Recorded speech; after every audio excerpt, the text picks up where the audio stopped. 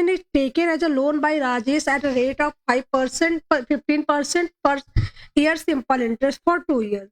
But Rajesh could not repay it at the agreed time and asked for extension of 2 more years.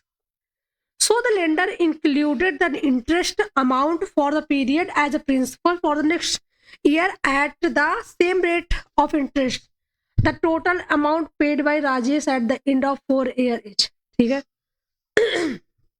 Rajesh क्या करता है कि वो 10,000 का लोन लेता है 15% पर ईयर सिंपल इंटरेस्ट पर 2 साल के लिए, लेकिन वो लोन चुका नहीं पाता। तो 2 साल बाद क्या होता है, जो उसका अमाउंट होता है उसको उसका प्रिंसिपल मानकर अगले 2 सालों के लिए जो पीरियड है और बढ़ा दिया जाता है। तो 4 साल के अंत में उसे कितना अमाउंट पे करना होगा ये पूछा गया है। ठीक है, मान लेते हैं कि राजेश ने 100 रुपए उधार लिए, 2 साल में उसका 30% ब्याज हुआ। 30% ब्याज कैसे हुआ, 15% का 2 साल के लिए हो गया, 2 ईयर के लिए हो गया 30%। अब उसका अमाउंट हो गया टोटल 130%, 130 रुपए। ठीक है, 30 हो गया। अब क्या है कि अब उसको 130 रुपए पे अगले 2 साल के लिए 15% ब्याज की दर से लोन दिया गया है।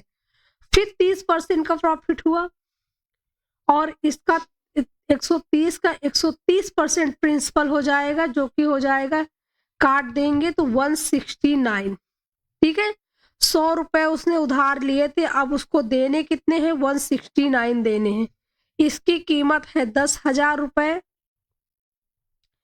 तो ये 2 जीरो कट जाएंगे, यहाँ पे आ जाएगा 16900। तो यहाँ पे 16,900 रुपए उसको टोटल देने पड़ेंगे 10,000 के बदले। ये क्वेश्चन एसएससी सीजीएल 2024 में पूछा गया है। काफी लेंदी सवाल है, क्योंकि जिस तरह से प्री के एग्जाम्स हो रहे हैं और कट ऑफ